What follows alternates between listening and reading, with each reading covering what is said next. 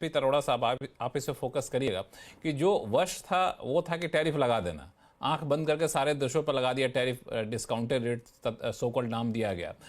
तो उससे तो उबर गए हम लोग। अब 90 डेज का जो पीरियड है, इसमें कौन कितना नेगोशिएशन करता है, नेगोशिएशन में भी हम लोग भारत जैसे देशों का जो उन्होंने एक चार्ट बनाया था कि भारत ऐसे देश है जहाँ नेगोशिएशन बातचीत आगे बढ़ रही है, तो वो तो 90 डेज से पहले वाला जो टैरिफ था, रेसिप्रोकल टैरिफ, उस स्थिति पे तो अब यूएस लाएगा नहीं हम लोगों को। तो इतने में खुश हो जाना चाहिए, अब बाजार को अपने चाल से चलना चाहिए, ना कि यूएस की चाल से। Yeah, hi, good evening and namaskar to everyone and to my fellow panelists.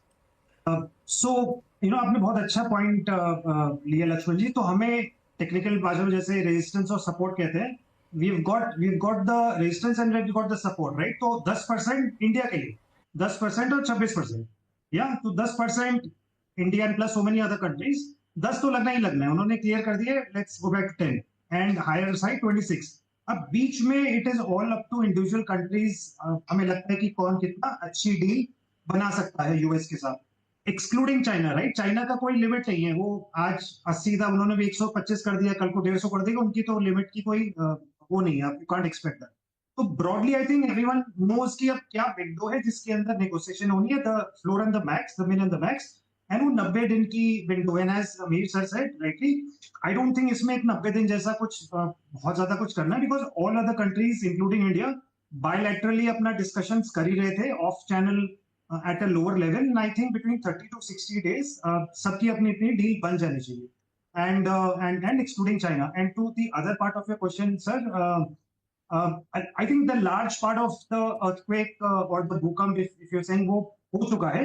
उसके माइल्ड ट्रेमर्स, जैसे सब्सिक्वेंटली भी ट्रेमर्स आते रहते हैं, माइल्ड ट्रेमर्स हल्के फुल्के 2-4% ऊपर नीचे वाले, I think we'll have to get used to the next 30 to 60 days। उसके माइल्ड ट्रेमर्स आते रहेंगे, बट देन वी नो कि हमें कैसे तैयार रहना उसके लिए, while also preparing for the medium to long term story which appears rock solid as Aziz also had. बिल्कुल, हालांकि मुझे लगता है कि जब हम लोग मेन शॉक झेल चुके हैं तो आफ्टर शॉक को लेकर लोग बहुत ज़्यादा टेंशन में होंगे नहीं। और फिरोज साहब तो ग्राउंड जीरो पे थे अर्थक्वेक के टाइम में, तो उनका अनुभव तो ज़्यादा अच्छा है, तो वो जो है मुझे लगता है कि वही तैयार होंगे कोई आफ्टर शॉक आता भी होता। अभिषेक अग्रवाल साहब, तो आप लोग भी डरे हुए कि नहीं, अब यूएस का डर खत्म हो गया आप लोगों के अंदर से? लक्ष्मण जी, डरने वाली ऐसी कोई बात नहीं है ऑनेस्टली, अगर हम थोड़ा इसको डीपर अच्छा, वे ये में अच्छी बात है। समझें। बाकी पैनलिस्ट को बता दूं कि अभिषेक अग्रवाल साहब हमारे साथ कई शो में आए हैं, लेकिन कभी भी निगेटिव कभी साउंड नहीं किया, हमेशा जो है सो खुश रहते हैं और पॉजिटिवली देखते हैं। डरने वाली बात नहीं है इनका, बिल्कुल लाइन लेके चलते रहते हैं। हाँ, बताइए। तो उसको थोड़ा डिकोड करते हैं कि डरने वाली बात है क्यों नहीं यहाँ पे लक्ष्मण जी, हो ये नहीं रहा है कि it's just a matter of tariff war, it's a power game.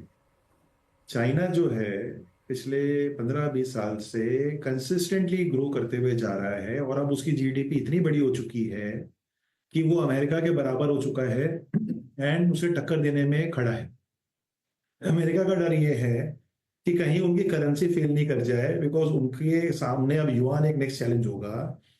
उनकी खुद की जो ट्रेड डेफिसिट है वो $1 ट्रिलियन साल की है, और ये सारी प्रॉब्लम वहां से शुरू होती है जब ये 2008 का जो ये बबल हुआ था उस समय, और अमेरिका ट्रबल में गई थी। वहां से उन्होंने रुपए छापने शुरू किए, डॉलर छापने शुरू किए। उस समय उनकी capita to GDP, capita to date उस समय के आसपास 80% रहती थी, जो आज अगर ये नंबर हम देखें उस दिन से लेकर आज तक, तो एक तरफा कर्व है जहां पे इन्होंने भर भर के पैसे छापे हैं, और अब approximately 140 to 150% of the GDP जो है उनके डेट हो चुका है। मतलब सुंदर शब्दों में, $20 ट्रिलियन की अगर इकोनॉमी है तो $30 ट्रिलियन का डेट है। अब $30 ट्रिलियन का डेट को हैंडल कैसे करोगे अगर आपका $1 ट्रिलियन का साल का ट्रेड डेफिसिट है?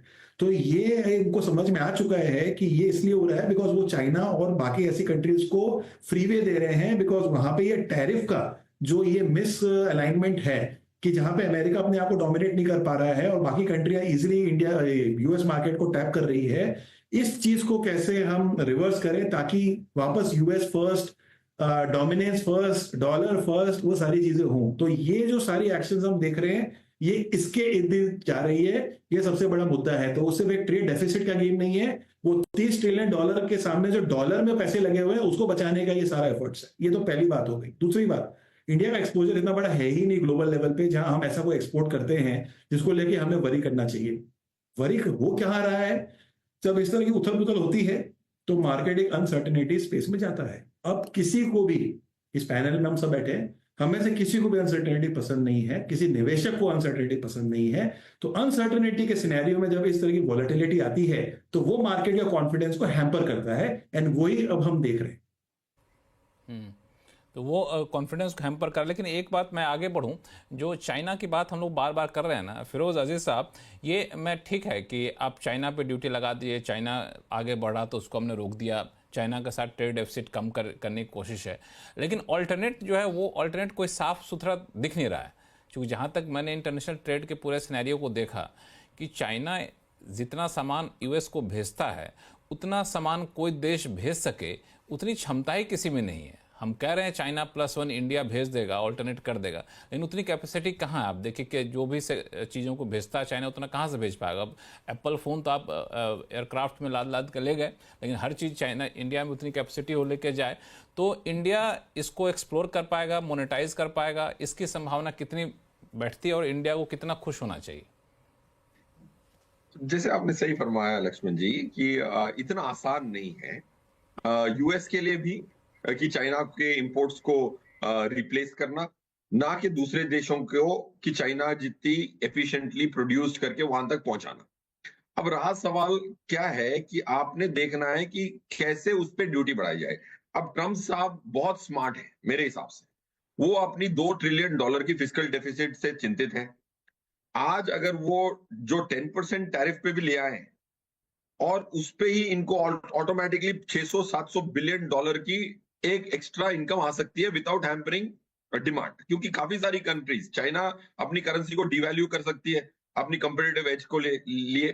सो मैं ये कह रहा हूं कि आज इंडिया कितना उसको कैपिटलाइज कर पाएगा आज की स्थिति में बताना नामुमकिन है मेरे लिए, क्योंकि बहुत सारे और पत्ते खुलेंगे, बहुत सारी और रणनीतियां निकलेंगी और बहुत सारे टू एंड फ्रो होंगे।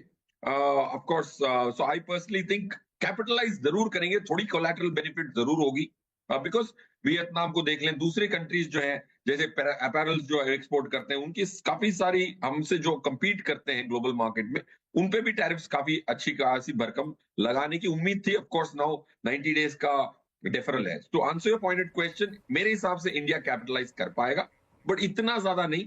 जैसे आपने सही फरमाया कि it's not very easy to replace China. उनकी जो ट्रेड डेफिसिट है $320 बिलियन की है यूएस के साथ, वो बहुत बड़ी डेफिसिट है। हमारी $50 बिलियन की डेफिसिट है, बट हम ऑयल उनसे खरीद सकते हैं, काफी सारे चीजें हम अपनी नेगोशिएशन, हम एक बहुत ग्रेशियस कंट्री थे कि हम टेबल पे बहुत कंस्ट्रक्टिवली नेगोशिएशन के लिए आए थे।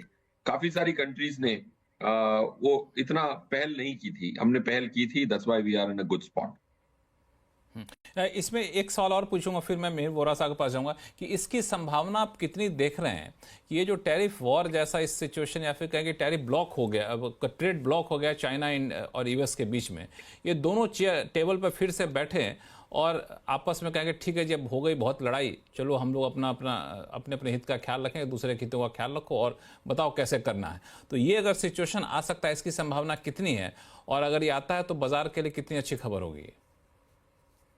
मेरे हिसाब से एक बहुत एमिकेबल सॉल्यूशन आना की संभावना ना के बराबर है। ऑफ कोर्स बहुत सारी टसल होगी, ना के बराबर है, ना के बराबर है। बहुत सारी टसल होगी, of course there will be some fall out, but रहा सवाल इंडिया का। देखिए इंडिया की अभी आरबीआई की मॉनेटरी पॉलिसी में भी जीडीपी का हमने घटौती देखी 6.7 से 6.5।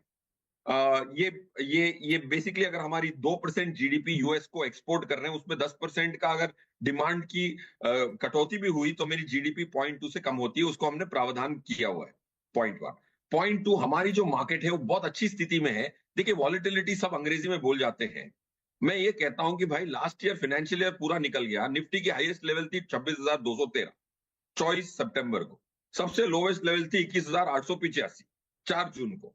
पूरी निफ्टी पूरा साल वॉलेटिलिटी करते रहे, क्या टाइट रेंज में ऑपरेट करिए, 4,200 पॉइंट ऑन 22,000 होता कितना है 15-16%, इतना तो नैस्डैक एक दिन में मूव किया था मंडे को। सो इंडिया, अगर आप वॉलेटिलिटी को एक्सेल शीट पे मैथमेटिकली कंप्यूट करेंगे तो 2022 मार्च से इंडिया की निफ्टी की वॉलेटिलिटी S&P 500 से कम है मैथमेटिकली। परसेप्शन तो सबके, मैं यूएस गया था दिसंबर 22 में, सब कहते हैं तुम्हारी सबसे वॉलेटाइल मार्केट। मैं उनसे बहस किया, तुम लोग 8 ट्रिलियन मैनेज करते हो, ये S&P 500 की आप वॉलेटिलिटी एक्सेल शीट पे कैलकुलेट कर लो और निफ्टी 50 की कर लो, आपकी 60% की जीडीपी मतलब मार्केट कैप है वर्ल्ड की, ये निफ्टी की 3% की है। 3% is delivering low volatility than a 60% market cap index. So volatility कम है, इसको हमें अप्रिशिएट करना चाहिए। तो रोज की उतार चढ़ाव को अगर हम वॉलेटिलिटी बोलने लगे तो यार ये एफडी तो है नहीं, हर दिन 0.8% की निफ्टी की मूवमेंट का तो प्रावधान करना पड़ेगा। अब 0.8 के बदले 3% मूव कर जाए, मानता हूं कि आदमी हड़बड़ा जाए, बट 0.8 की 0.9 मूव कर जाती है एक दिन में तो क्लाइंट बोलता है कि यार वॉलेटिलिटी है। सो वॉलेटिलिटी इज लोअर, और 3,80,000 करोड़ हम वापस कर चुके हैं एफआईआई को। वैल्यूएशन के बहाने पैसा बाहर जा चुका है, इसीलिए हमारी टेंट कम है। डेंट कम है, हालांकि ये भी